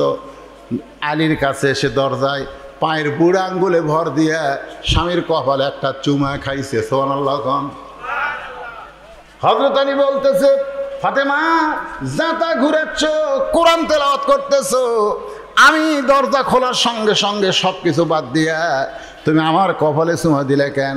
ফাতেমা বলে, স্বামী গো, আপনি কি জানেন না আল্লাহর ইসলাম বলতেছে স্বামী যখন ঘরে আসবে বিবির সমস্ত কাম কাজ তখন হারাম হয়ে যাবে। একটা মাত্র কাজ, স্বামীকে খুশি করা। সুবহানাল্লাহ না কেন? হে মায়েরা, এই যারা পর্দার অন্তরে আছেন একটু ভালো করে শোনেন। ফাতেমা বলতেছে স্বামী যখন ঘরে আসবে তখন বইয়ের সমস্ত কাজকাম বন্ধ, সমস্ত কাজকাম বন্ধ করে একটা মাত্র কাম করা লাগবে। সেই কাজটা হলো স্বামীকে খুশি করা। কাকে খুশি করা? আর আমরা বাড়ির যেতে ভয় করি, আমরা বাড়া থাকি, আরামে থাকি, যখনই বাড়ি যাই তখন চিন্তা করি না জানি কি যুদ্ধ শুরু হয় পরে। এখন কথা ঠিক কিনা? ডাকতেছে আদর করে, বইয়ের নাম হলো রহিমা। রহিমা কথা কয় না, হোগো কলিজার টুকরা রহিমা কথা কয় না। আমার ময়না পাখি সোনার টিয়া রহিমা, কি এত ডাকেন কেন? আমার কাম নাই। আল্লাহর ইসলাম বলতেছে স্বামী যদি ডাকে তুমি নফল নামাজের মধ্যে থাকলেও নামাজ বাদ দিয়ে স্বামীর ডাকে উত্তর দেওয়া লাগবে। তুমি যদি নফল নামাজের মধ্যেও থাকো, স্বামী ডাকলে নামাজ বাদ দেয় স্বামীর ডাকের উত্তর দেওয়া লাগবে। শুধু ফরজ ইবাদত যখন করবা তখন স্বামী ডাকলে উত্তর দেওয়া যাবে না। আল্লাহ রাসূল বলেছেন আল্লাহর পরে কাউকে যদি সেজদা দেওয়ার হুকুম থাকতো তাহলে প্রত্যেকটা বউকে বলতাম স্বামীর কদমে সেজদা করো। ধরে কথা ঠিক? কিন্তু আল্লাহ ছাড়া কাউকে সেজদা করার হুকুম নাই। এই কথার দ্বারা আল্লাহ রাসূল বুঝাইলেন মেয়ে মানুষের কাছে এক নম্বর দামি, আল্লাহর পরই হলো তার স্বামী। আপনারা ঠিক কর, এরা যে পর্দার অন্তর থাকে খেপে যাচ্ছে নাকি? মায়েরা গায়িকারে খালি হামাকের বিরুদ্ধে ওয়াজ করতেছে। মা আপনাদের বিরুদ্ধে না, একটু মনোযোগ দিয়ে শোনেন। সঙ্গে সঙ্গে হযরত আলী ফাতেমার কপালে চুমু দিলেন। এই যে দুইটা ভুরু আছে, এই দুই ভুরুর মাঝখানে একটা চুমু দিলেন। আল্লাহ রাসূল বলেছেন স্বামী যখন বইয়ের ভুরুর মাঝখানে চুমা দিবে, এই চুমা দেওয়ার সঙ্গে সঙ্গে একটা ওমরা হজের সওয়াব আল্লাহ দিয়ে দিবে। সুবহানাল্লাহ, জোরে কর না কেন? ওমরা করার জন্য সব পাগলা হয়ে গেছে, ওমরা করার জন্য পাগলা। রে পাগলা, 1.5 লাখ টাকা খরচ করে ওমরা করছো, আল্লাহ কবুল করতেও পারে নাও পারে, খালি বইয়ের কপালে চুমা দিলি ওমরা রে। দিছেন সত্যি করে গন্ধ, যারা প্রেমিক প্রেমিকা এরা দিছে, এরা বিয়ে করেনি ওরা মারতিছে, কিন্তু যারা বিয়ে করছে এরা চুমা দেয়নি। আজকে শুনে নেন, বাড়িতে যাওয়ার পরে বউ যখন দরজা খুলবে সাথে সাথে কপালে একটা চুমা দিবেন। মায়েরা কেবল বলতেছে যাক হুজুর এইবার আসল ওয়াজ করলো, কিন্তু অনেক মায়েরা বলতেছে না রে ওয়াজ তো করলো, কিন্তু আমার স্বামী যে বিড়ি খায় ওই কপালে চুমা দেবার গেলে ওর মুখের গন্ধে তো আমার বমি হবে। জোরে কোন কথা ঠিক কিনা?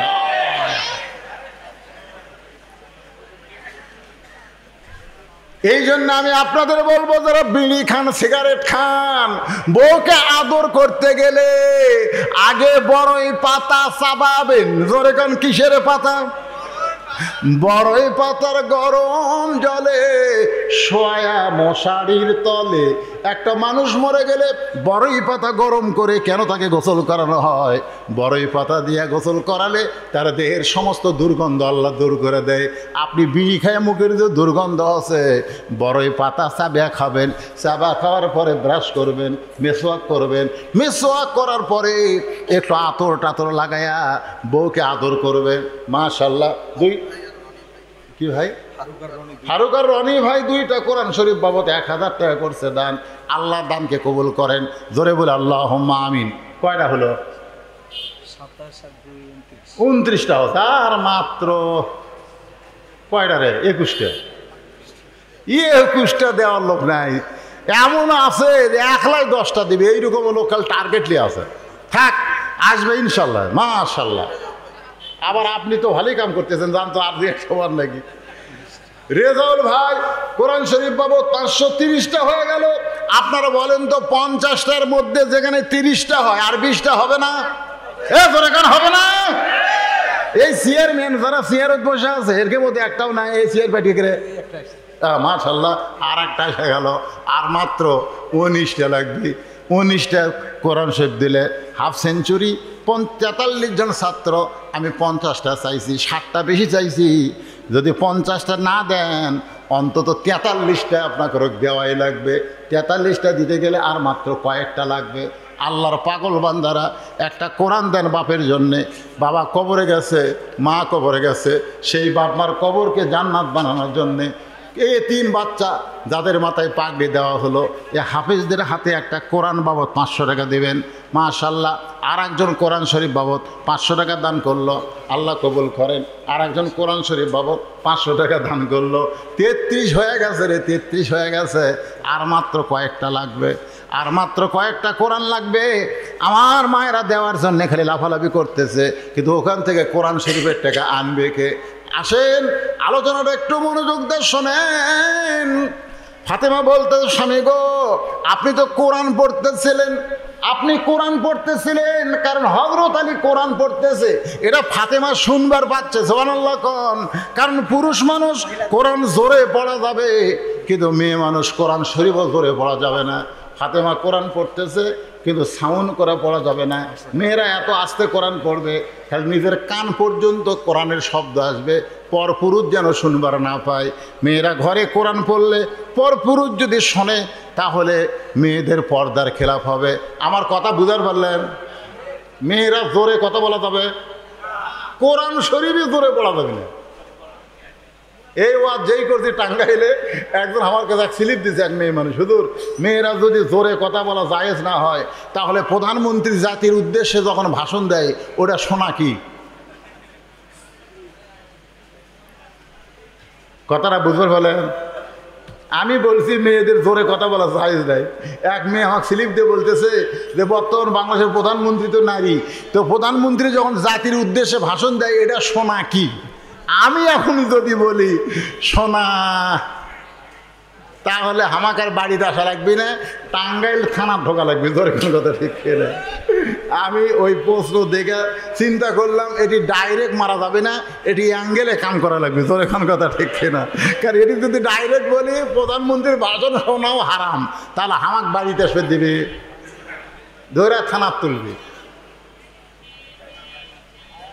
আল্লাহর বান্দার আল্লাহ কোরআনে বলেছেন ওয়াকরনা ফি বুয়ুতিকুন্না ওয়ালা তাবাররাজনা তাবাররুজাল জাহিলিয়াতিল উলা। আল্লাহু আকবার। আপনারা কোরআন শরীফ তেলাওয়াত শুনলে আল্লাহু আকবার করেন না কেন? আল্লাহু আকবার। আসেন মূল আলোচনায়।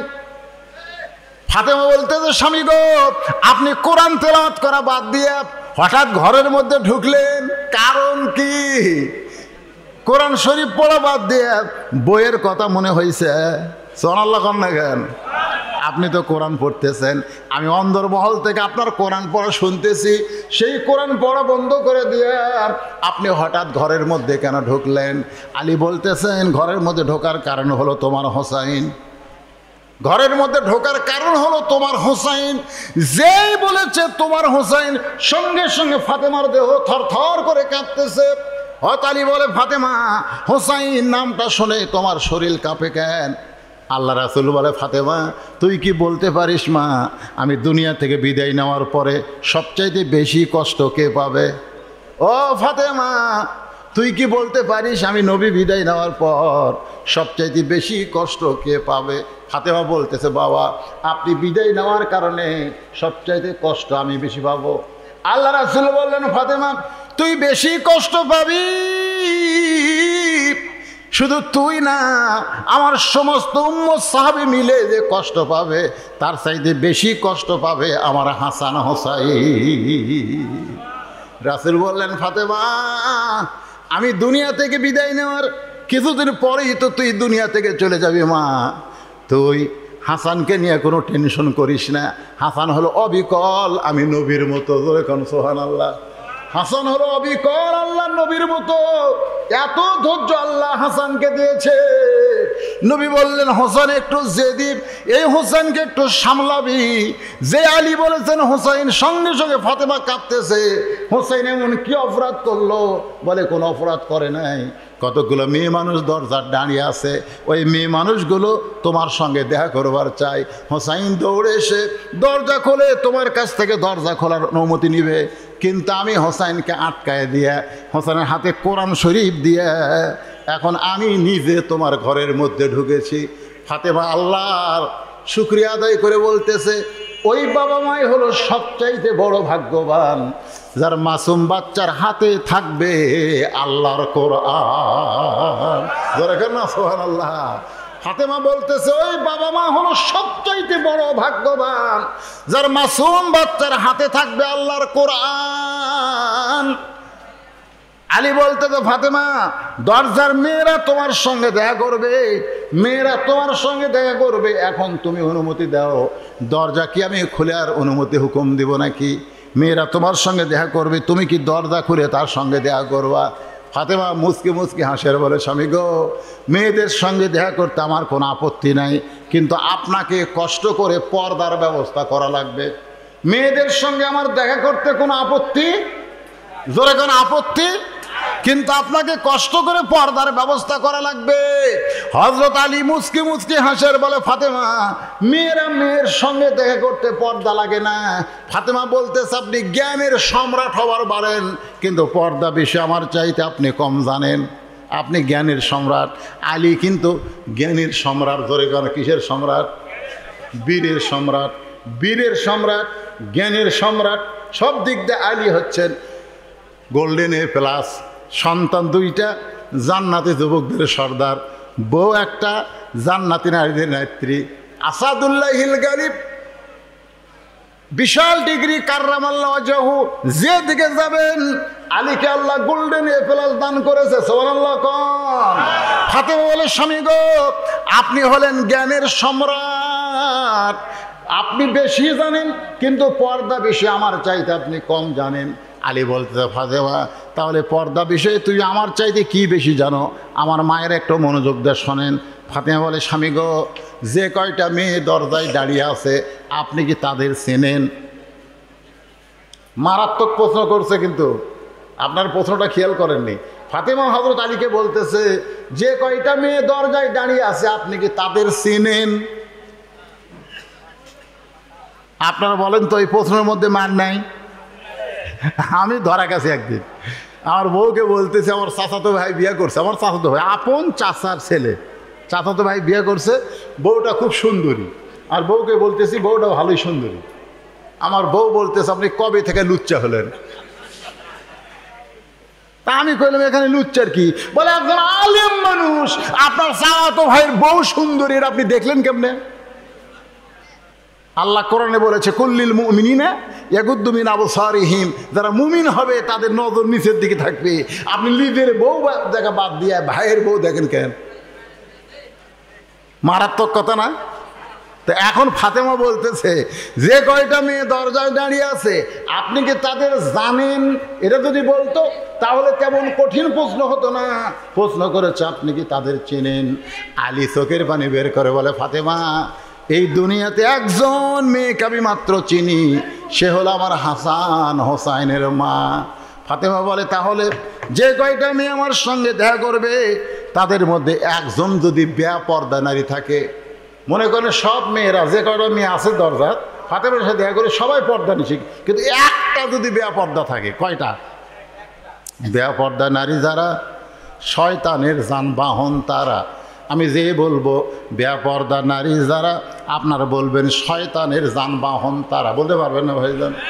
আপনাকে এই নলডাঙ্গার মধ্যে শয়তান আসে নারীর মাধ্যমে। ধরে এখন কার মাধ্যমে?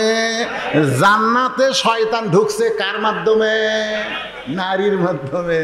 বেপরদা ওই গাছের দিকে যাওয়ার কি দরকার? পর্দা হলো ওই গাছ ছাড়িয়ে থাকা লাগবে, আর বেপরদা হলো গাছের দিকে তাকান লাগবে। কথাটা বুঝলেন না? তো এখন বেপরদা নারী যারা শয়তানের যানবাহন তারা।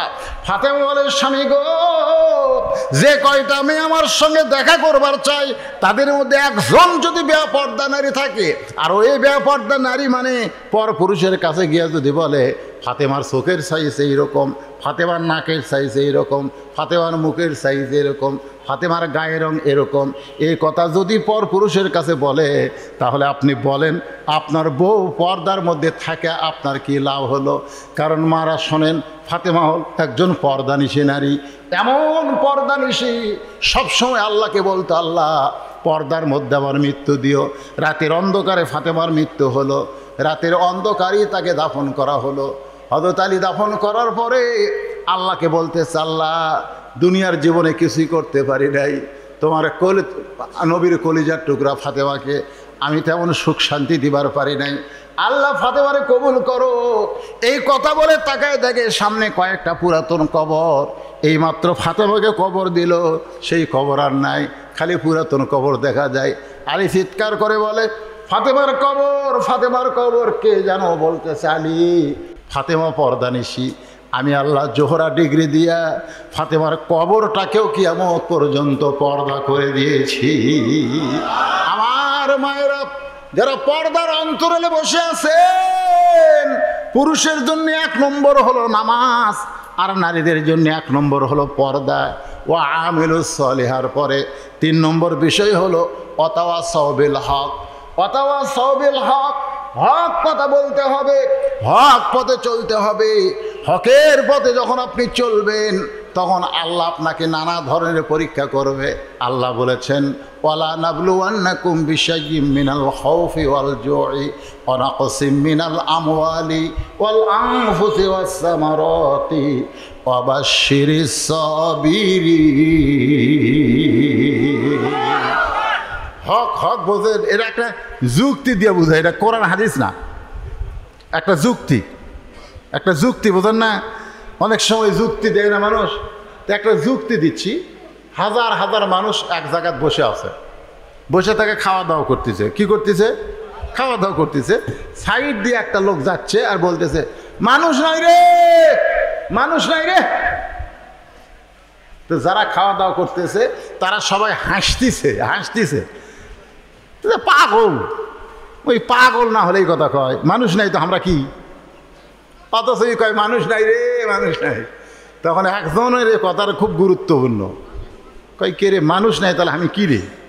আস্তে করে উঠে দেয়, পাগল ধরছে, ধরে বলতেছে কে রে পাগলা, এই মানুষ নাই তো আমরা কি, মানুষ নাই তো আমরা কি? কই সবাই তো খাওয়া দাওয়া করতেছে, তুই উঠলি কেন? বলে কথাটা আমার খুব অন্তরে লাগছে, আমি তোর কাছে জানতে চাই। বলে জানবি না দেখবি? তুই মানুষ নাই এটা জানবি না দেখবি? তা আপনারা বলেন তো, জানা ভালো না দেখা ভালো? দেখা ভালো না? আজকে মানুষ নাই রে আমি যদি বলি বাংলাদেশে মানুষ নাই রে, তখন আপনারা খেপে যাবেন, হুজুর মানুষ নাই দেখান তো। তাহলে কেন বলতেছে কুত্তার বাচ্চা ফুটফুটে সুন্দর? চিন্তা করে দেখে।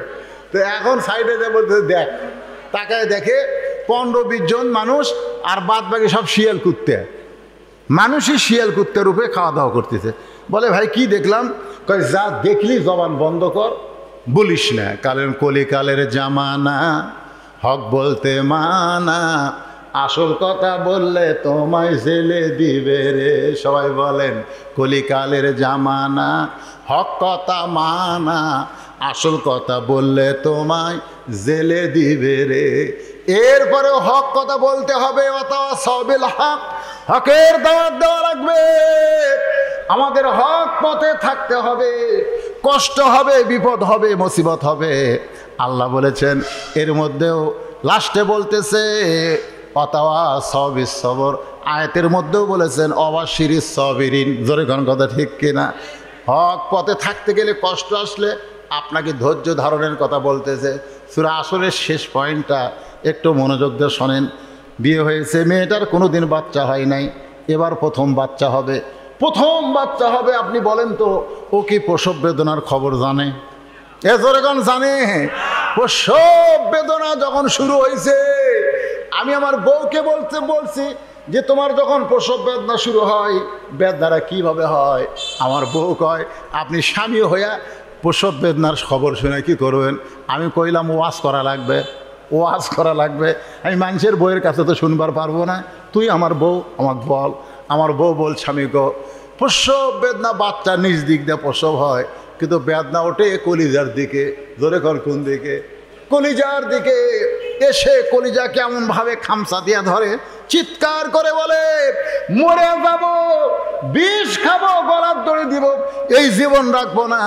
প্রথম প্রসব বেদনায় চিৎকার করে যখন বলতেছে, দাদি নানি দৌড়ে এসে দরজা বন্ধ করে দিয়ে শোয়া দেয়। শোয়া দিয়া নরম কাপড় ঠান্ডা পানির মধ্যে চুবড়াইয়া কপালে দিয়া কয় ধৈর্য ধর, ওয়াতাওয়াসাবিস সবর, ধৈর্য ধর, ধৈর্য ধর, মাও হবি, মাও হবি। আর এই কষ্ট সহ্য করতে পারবি না, ধৈর্য ধর, মায়ের পায়ের তলে সন্তানের জান্নাত। জোরে গান সুবহানাল্লাহ। মা হবি, ধৈর্য ধর, ধৈর্য ধর। এখন দাদি নানির কথা কলিজা ছেড়ে যাচ্ছে, তারপরও দাঁতের ওপর দাঁত দিয়ে ধৈর্য ধরতেছে। এমন ধৈর্য ধরছে, কান্দন আসতেছে, চোখ দিয়ে পানি পড়তেছে, কিন্তু জবান আর খুলতেছে না, কারণ ধৈর্য ধরেছে। কিছুক্ষণ পরে করে একটা বাচ্চার সাউন্ড পাওয়া গেল, মা বেহুশ হয়ে গেছে। বাচ্চাকে গোসল করাইয়া ওই বাচ্চা এনে যখন মায়ের বুকের উপরে দেয়, মা কিন্তু বেহুশ হয়েছিল বাচ্চা হওয়ার সময়, কিন্তু বাচ্চাকে গোসল করে যখন মায়ের বুকে দেয়, মা হুঁশ ফিরে পায়া বাচ্চাকে জিব্বা বের করে বাচ্চার মুখে ঠেকায়। দাদি নানি তিরস্কার করে বলে লাত্তি মার, এক লাত্তি মার। বের হওয়ার সময় তোর এত কষ্ট দিছে, তুই না গলার দড়ি দিবার চালি, বিষ খাবার চালি, আবার তাকে সুয়া দিচ্ছিস কেন? মা কান্দের বলে দাদি, কষ্ট সহ্য করার পর এত বড় নিয়ামত, এত বড় শান্তি আমি আগে বুঝতে পারি নাই। আজকে বাংলাদেশে হক পথে থাকার কারণে প্রসব বেদনার মতন যারা কষ্ট পাচ্ছেন, একটু ধৈর্য ধরেন, একটু দাঁতের উপর দাঁত দিয়ে থাকেন। মা যেমন সন্তান বুকে পাইয়া সব কষ্ট ভুলে যায়, একদিন কোরআনের শুধু ওয়াজ হবে না, কোরআনের বিজয় বাংলার জমিনে হবে, সেদিন আর আল্লাহওয়ালার কষ্ট থাকবে না। আল্লাহ তাআলা আমাদের সকলের জীবনে কবুল করুক। জোরে গান আমিন।